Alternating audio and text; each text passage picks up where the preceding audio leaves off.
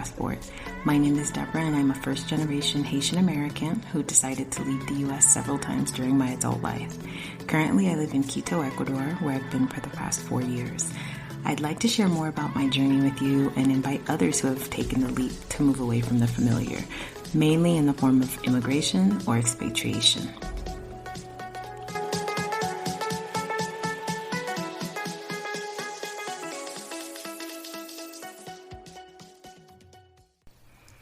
Greetings, welcome to those who are tuning in for the first time, and welcome back to those who have listened to previous episodes. I realized that I try to provide practical information, useful information, but I have not provided any information specific to Ecuador. And as I saw some questions about what it's like living here and how did I make that happen, and was it hard to get a visa, etc., etc., I thought, why not do an episode talking about the different types of visas that you can get to stay in Ecuador long term, and what those visas entail. Now, I do have some experience. It is just like with any other bureaucratic process. It's time consuming. It can get a little expensive, but I think if you prepare well enough, which in a previous life, I used to help people prepare, get all the documents that they needed before coming here, because that's, I think, the biggest piece. If you are able to get all the required documents before you leave your home country, then everything else is so much easier. Once you're here, and if you're trying to do it, that's when it could get expensive and even more frustrating. Now, I am going to talk about the process in general. Now, I used to do it specifically for Americans. And I had some other nationalities as well. But I think the good thing about Ecuador and the immigration process is it is standard. So there aren't specific requirements for one country, as far as I know. Now, everything I'm going to say right now for this episode is subject to change. I am not the Ecuadorian government. I do not work for the immigration office. So, yes, there things have changed even in the time that I've been here. I've seen changes happen quite unexpectedly. Nothing big, but still, there are things that you need to just kind of be on top of and be aware of, especially when it comes up for renewal. There may be different requirements and different things that you need that you didn't know the first time around because it didn't exist. So even though I may reference documents that are more American focused, there's usually an equivalent for other countries, and it's accepted. So as I said, these steps are not specific for American expatriates. These are the requirements for any person who would like to immigrate to Ecuador. So first thing is Ecuador 5 years ago was a very open country in the sense that it required visas for no one. It was probably one of the, there's that movie Last of the Mohicans. I just thought of that, but I don't even know if it's culturally appropriate to say that, but it was one of the last. I feel, and there may be others, but I know that in this region that was it was a unique quality, that it was a country that required no visa for anybody. Then the Venezuelan economic crisis happened, and there was an influx, and slowly things started to change. It wasn't just that.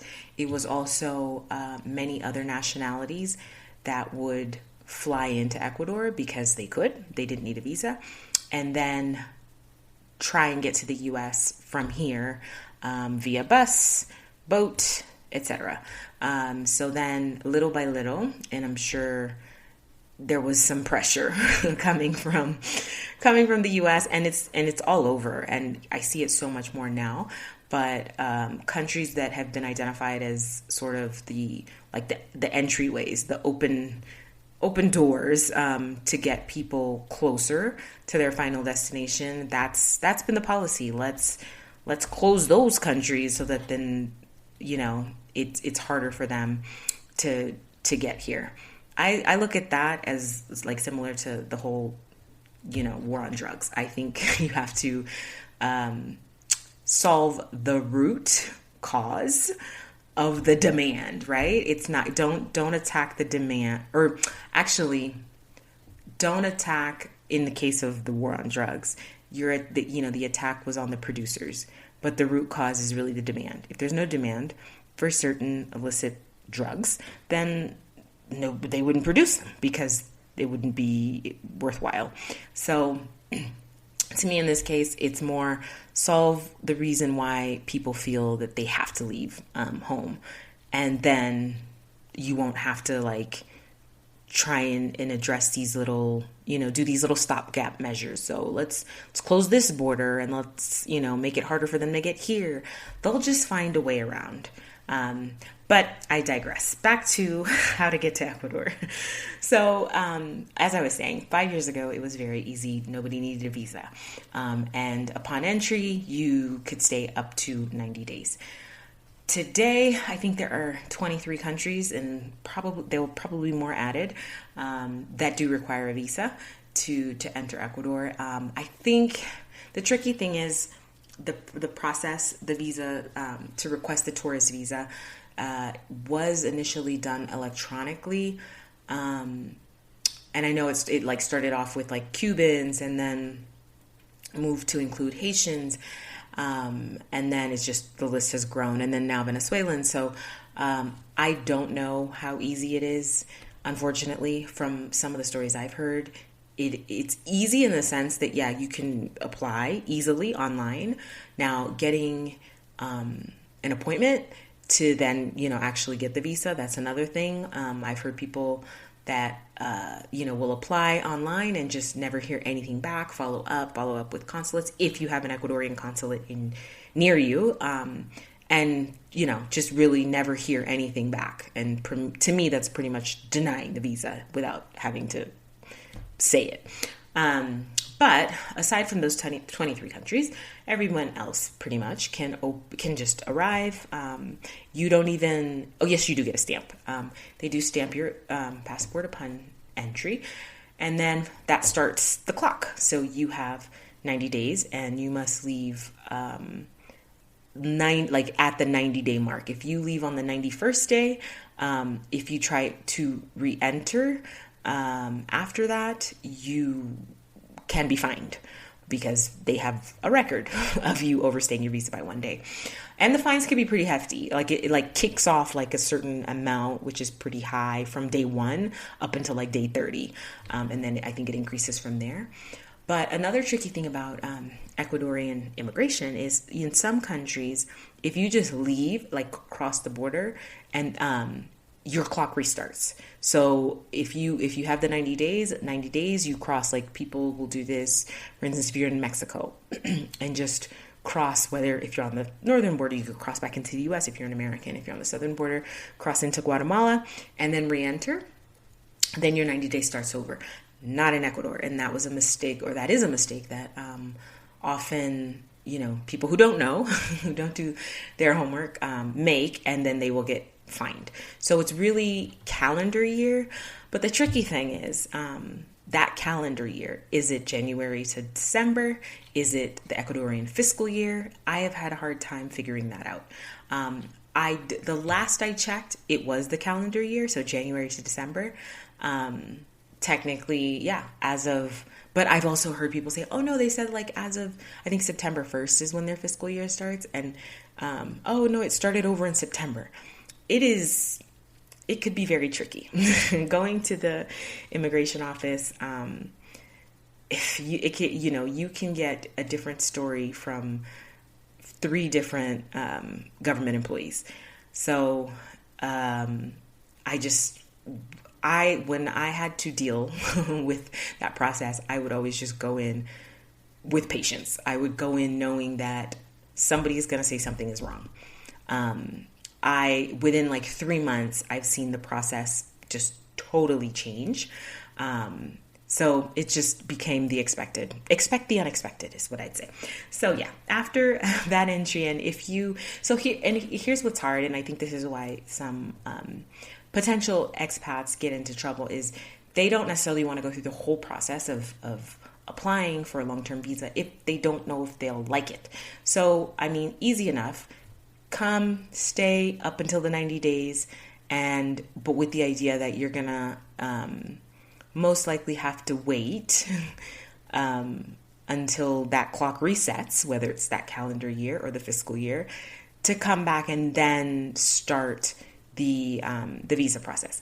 Now, the good thing, or when I say the visa, like the residency, long-term visa, or what in the U.S. we would call a residency.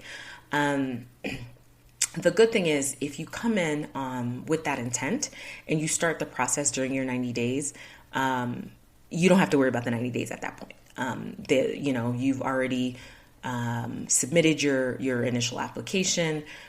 You've most likely, asked for your appointment and all of that. And I think that usually is enough to satisfy the authorities. And because the other good thing is, if you provide, when it comes to these long-term visas, if you provide all the documents, you'll get it.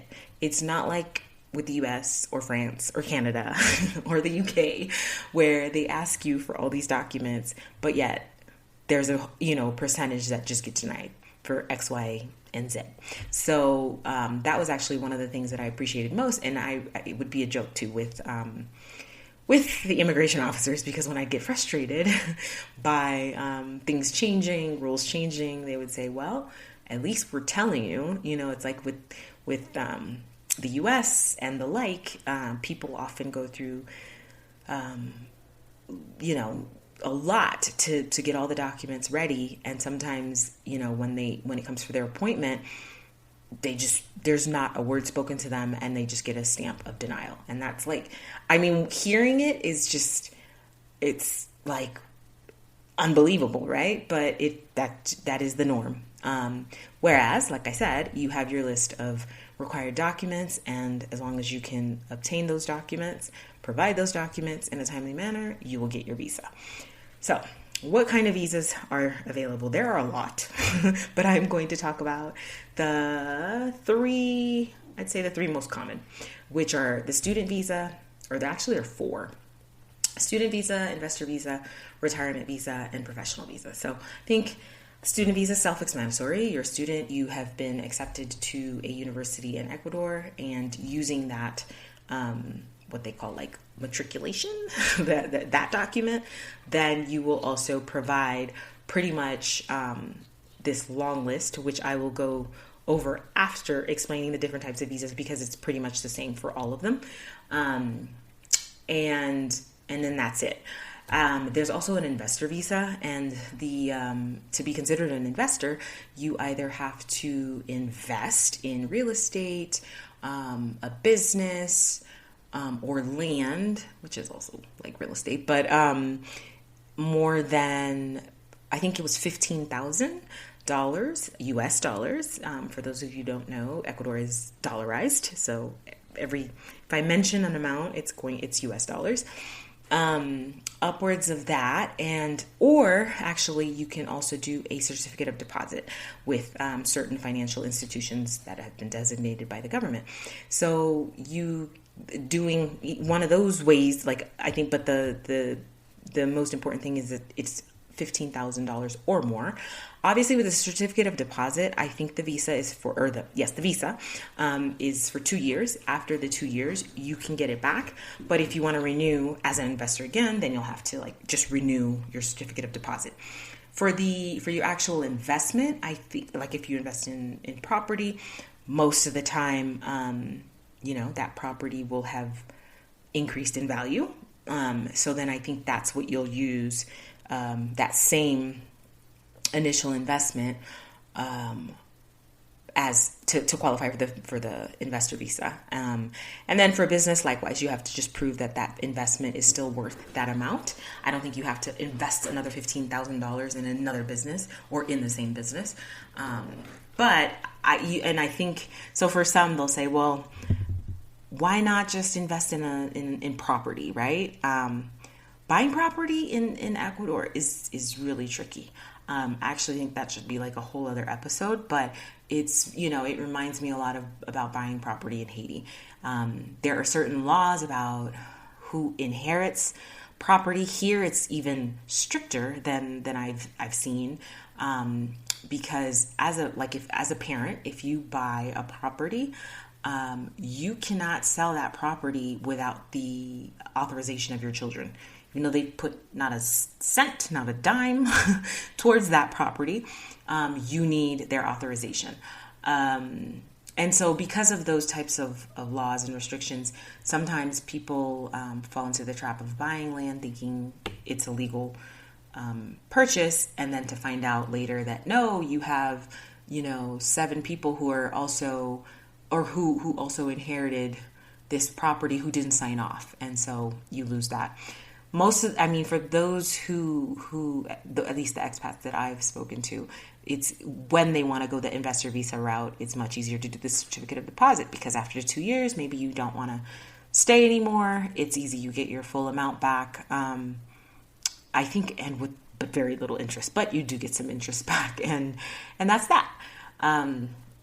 The third type, which is also, I think, is actually the most popular, is the retirement visa.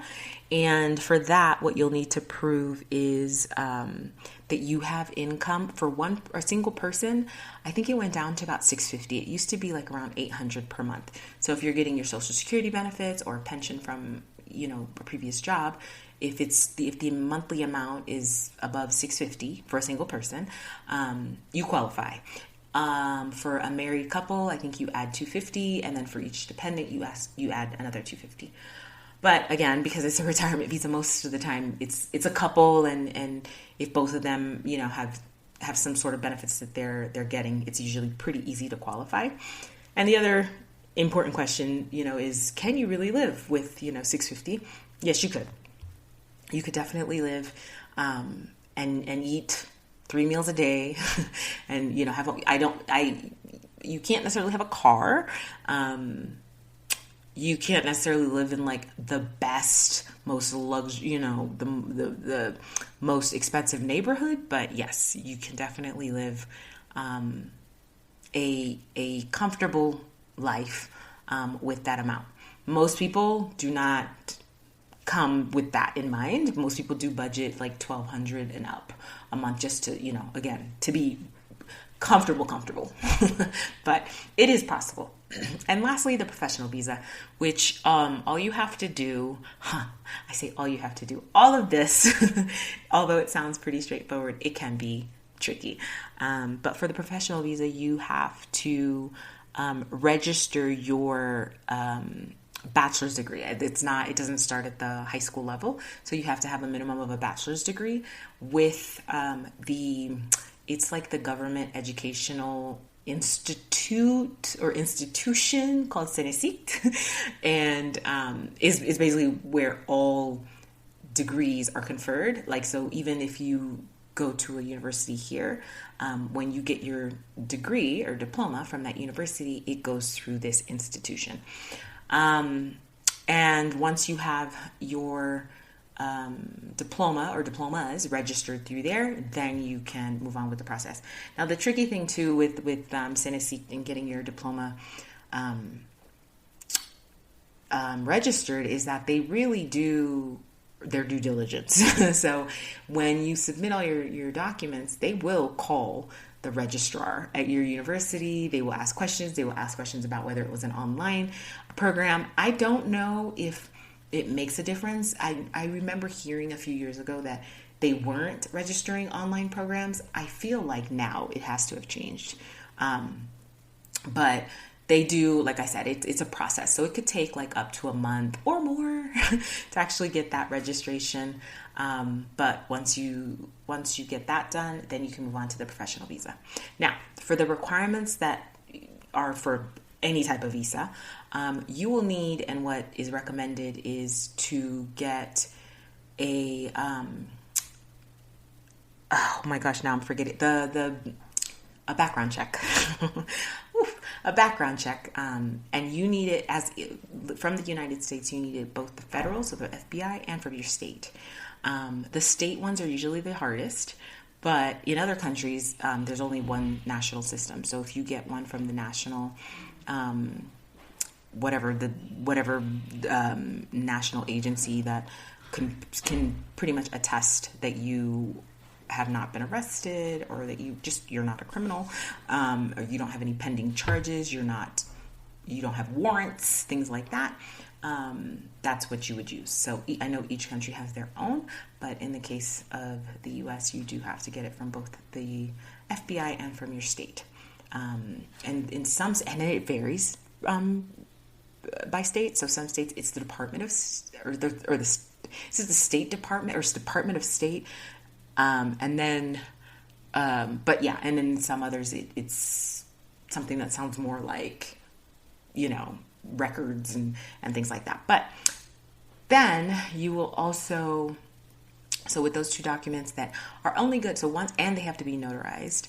And once they are, notarized, and that's usually the hard part too, is, requesting them, that's pretty easy, but because they have to be notarized, and usually to be notarized, you got to be present, even though there are ways you can do it. Then those are usually the most important things, and they will last for 6 months once that's been done. So if your process for some reason goes longer because there's a backlog at the immigration office and you can't get your appointment, unfortunately you will have to go and renew that. Other than that, I think the documentation will vary, again, based on the type of visa you're asking for. Like in, for instance, if it's a student visa, you're going to need certain letters from the university. You're going to need to show, or you're going to need some sort of guarantee for your expenses. And then it just, the list, and then once you're here, last but not least, no, it's really a long list. I'm giving like the very brief, the ones that are most important, that are usually the hardest to get once you're in country. But you will also need to get a movimiento migratorio before you go to your appointment, which is basically just recognizing that you're in the country. And then you also need to get a police or a background check, but really, how much of a background check can they do on a non-citizen from the local police department here? It's actually not local, it's a national system. So you get fingerprinted, and they just want to make sure, again, that you have no outstanding warrants or anything like that for the time that you've been in country.